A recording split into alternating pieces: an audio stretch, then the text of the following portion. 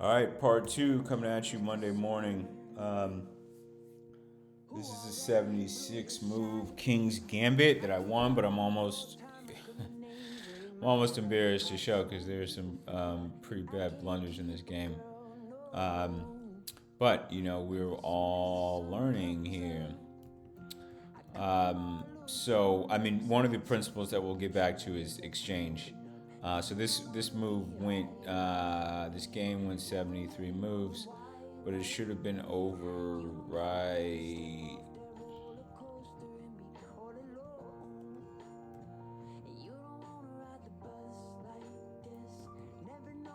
here.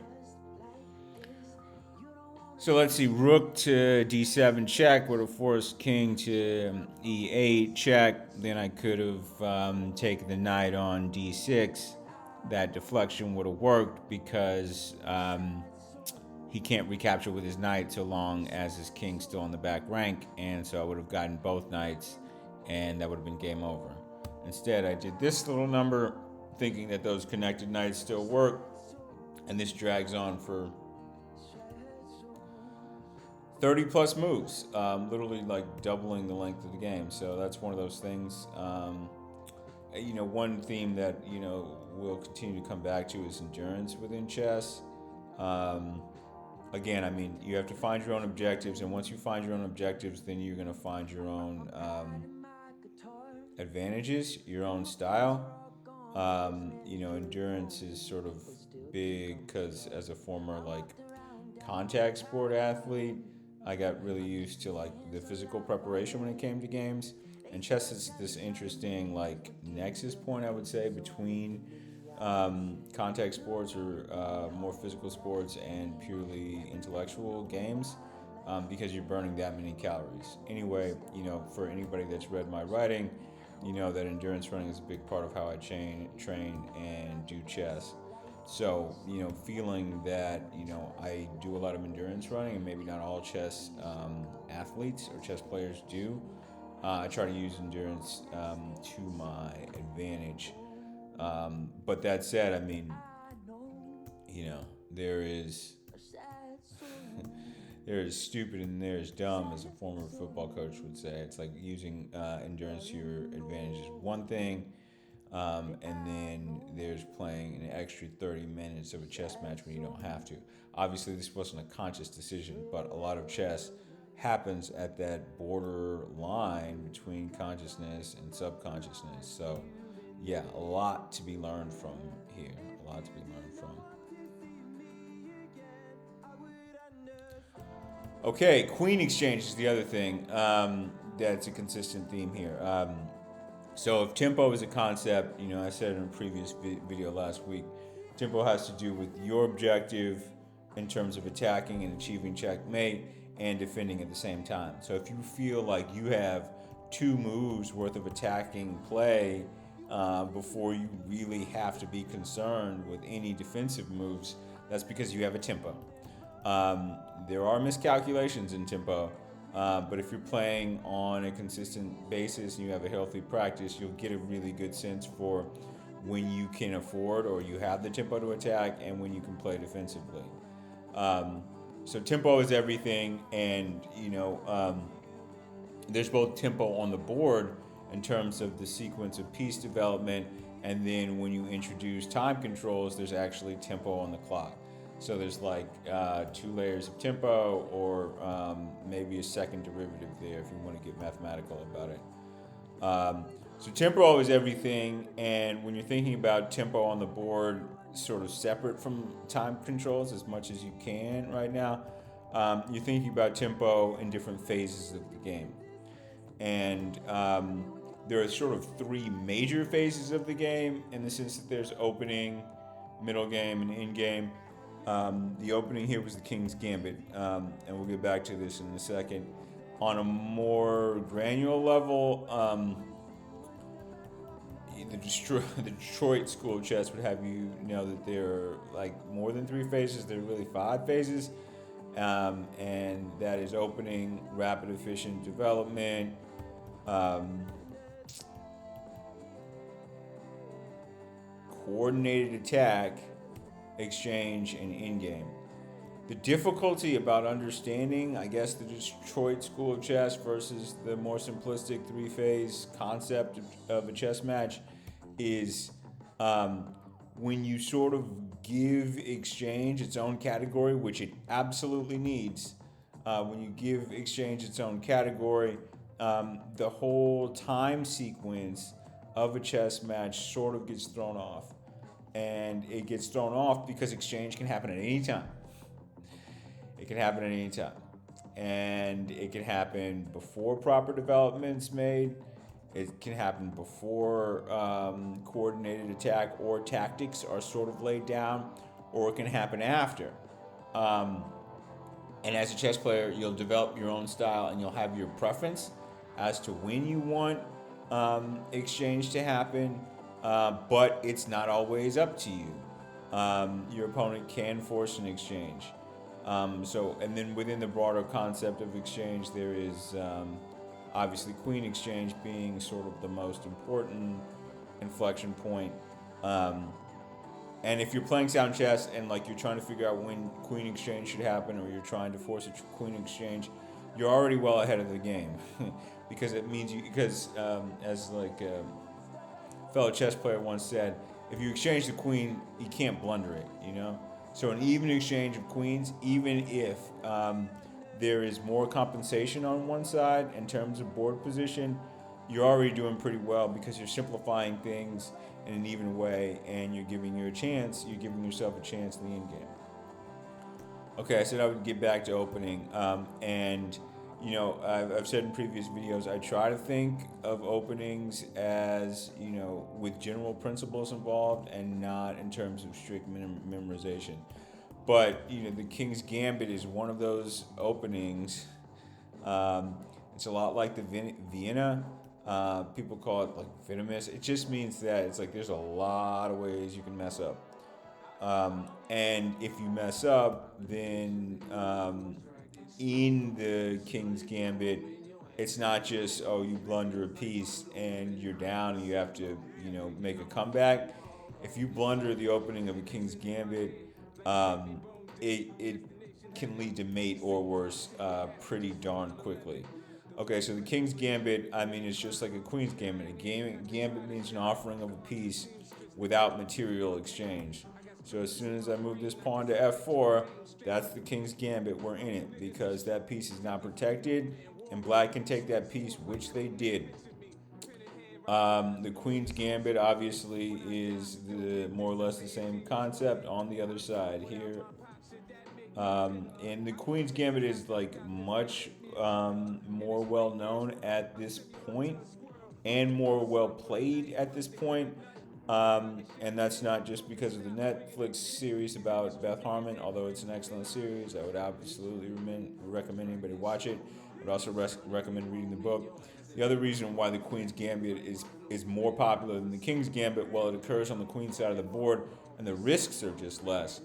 And the primary risk of the King's Gambit is this square here, h4.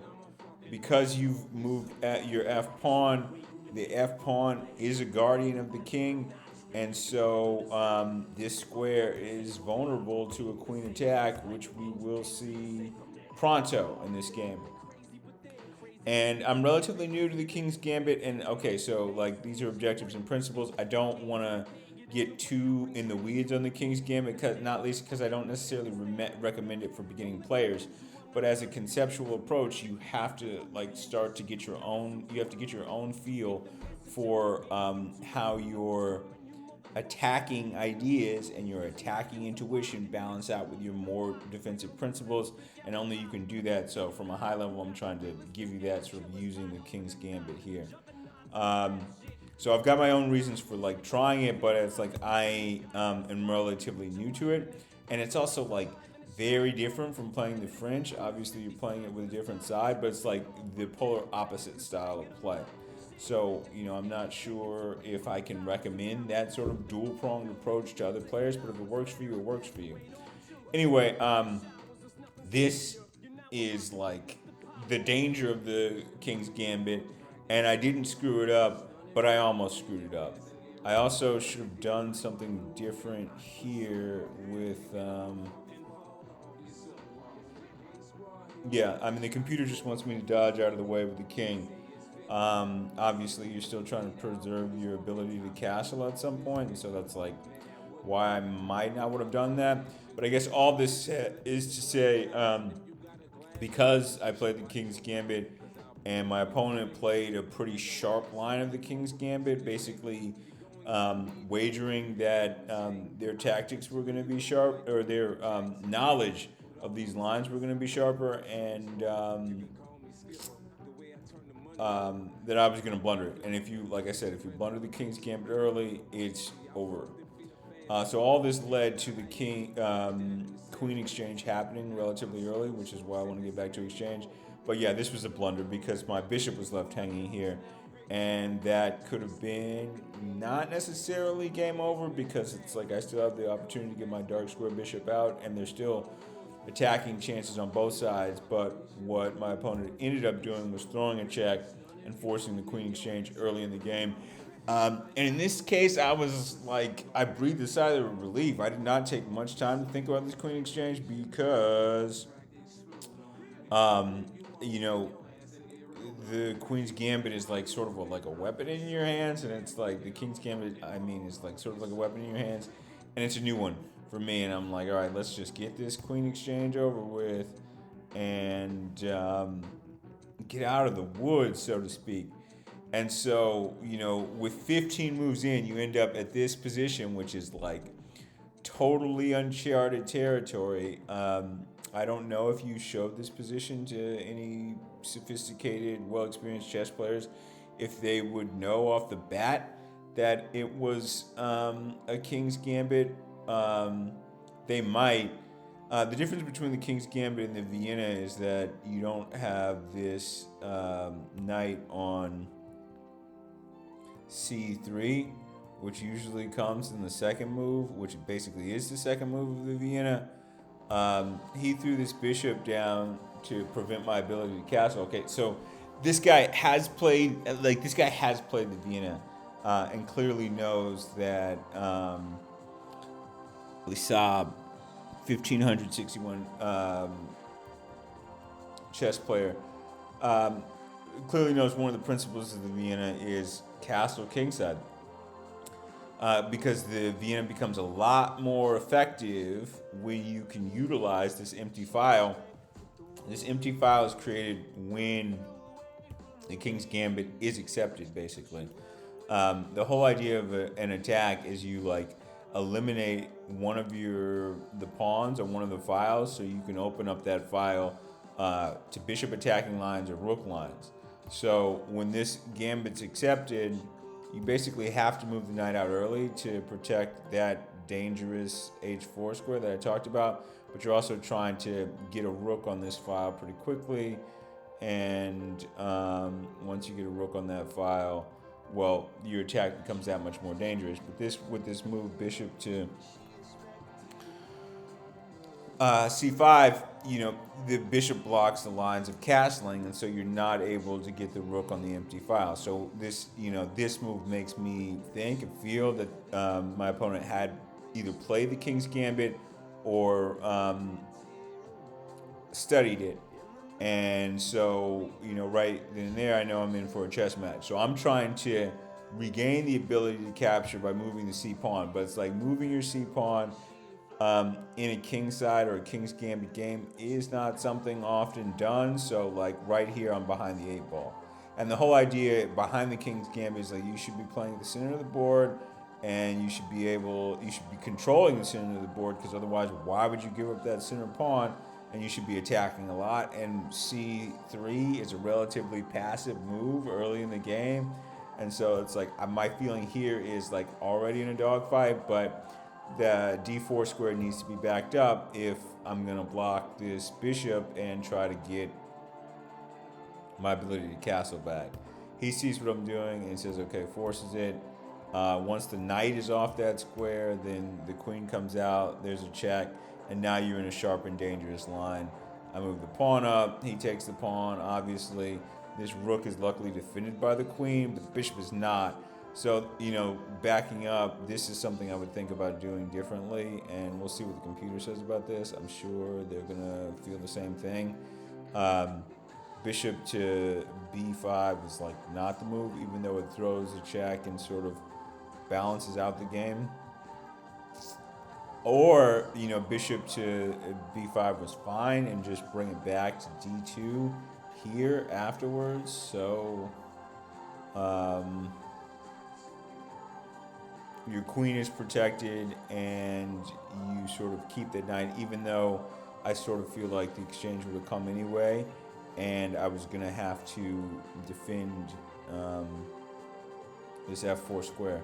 In any event, you sort of see all the thinking and all the dangers that happen within the first 10-15 minutes of the King's Gambit, and so that's why some people don't like it.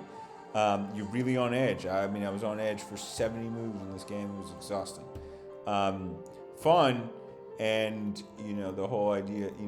Judith Polgar obviously being an inspiration. This was a huge, part of her early development and career. Like, she's one of the greatest of all time, and the King's Gambit was one of the openings that she wielded with great success. So obviously that's inspiring. We'll see if I keep playing it or not. But yeah, I mean, getting further into the game, it did give me a chance. No castling after this early queen attack. He missed an opportunity to recapture this bishop, and would come to regret it, because after that, queen exchange, the bishop attacks the pawn, and here we go.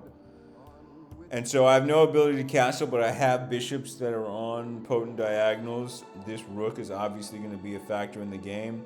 But neither of us have developed, and he has castled. So it's like an uncharted position with attacking possibilities on both sides. We're 15 moves into the game, but it's like the most dangerous stuff has already happened. I do recommend getting the analysis. Like, this is one of the things that I have to think more about, and I would encourage other chess players as well.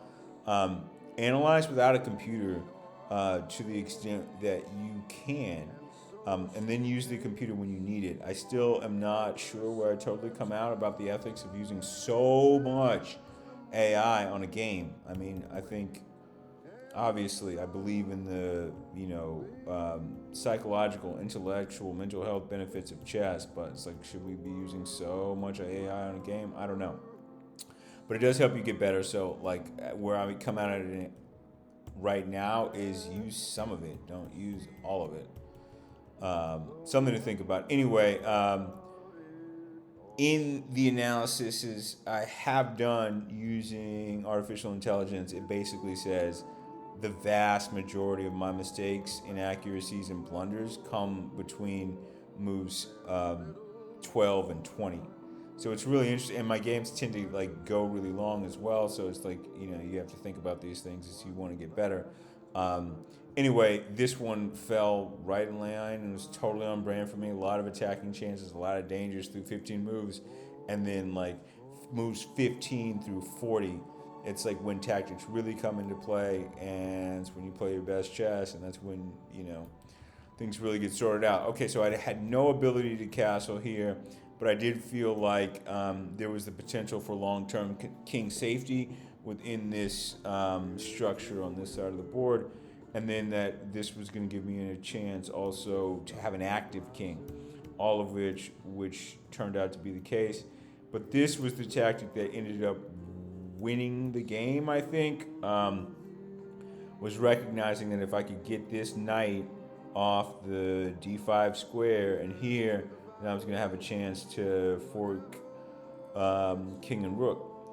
And he didn't see it, and there it went. This f file is also protected by the rook, so getting back to the original principles on the King's Gambit, even though I wasn't able to castle, it did sort of play out how I thought it should, in the sense that this rook was able to get to the empty f file, and that made a difference in the game. Okay, so the bishop came out, I took the bishop, he took, and then forked. Once this had to move, I thought long and hard. Not that long and hard, because I'm relatively inexperienced in the King's Gambit, and had to think my way through a minefield early. I was down on clock this whole time. I don't know if you can see it or if the font is too small, but at this point in the game, we're 27 moves in. He's got 12 he's got 12 minutes of clock time, and I have a minute. So I ended up playing basically 50 moves of chess with 1 minute. Okay. There are increments, and we need to do a whole video and series on increments, which means that you get 20 seconds back for every move you make. And there's a reason why you do that, because like if you prepared well and you know what you're doing in the end game, well, the game shouldn't just end because the clock ran out in a panic. It gives you a chance to play elegant, precise, like decent chess in the end games if you're playing with increments. So I highly recommend any serious chess player to play with increments, because it just makes the end game all that much better. Okay, so there are a lot of tactics. There are a lot of attacking chances on the board. Even though I did get the empty F2 file, he's got 2 knights in the center of the board and 2 rooks in the center of the board. So it's like, holy smokes, he sort of got what he wanted here. But there's too much to think about, I guess, because he missed this fork, and this fork definitely changed the game. He's able to recapture, but now his knights are pinned. And he's only got 1 rook instead of 2, and this bishop is just sitting in the corner waiting to be a factor in the game. So after this, it was a hunt, because my king is still in places, like he doesn't have that much long-term king safety. At move 30, that little structure, the fortress I built on the queen side of the board, is basically broken down, but there's enough, viable squares here where he can be an active king. It would have to be... this is a blunder, and maybe one that lost the game. Yep. After that rook comes off the board, I think, a more precise player would have wrapped this up in, 10, 15 moves. But that's basically decisive, because you have 2 rooks, and these knights, when they're connected, they can cause a lot of problems, but they can't beat 2 rooks.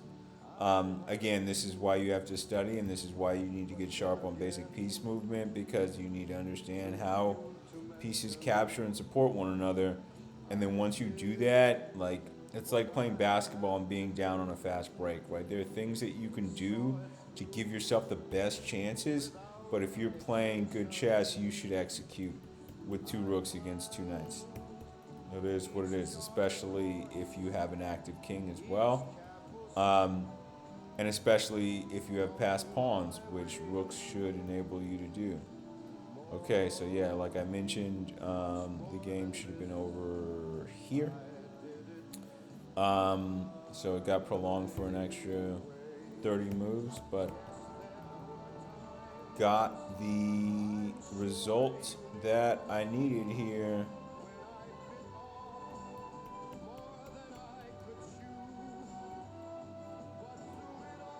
And a resignation after 76 moves. So, long analysis this morning. Hope I didn't exhaust everyone too much. Hope you guys had fun. And there'll be a few more of these this week before getting into the tournament at Monte Lisboa on Friday. Hope you guys are having fun. Happy chess. Command, control, escape.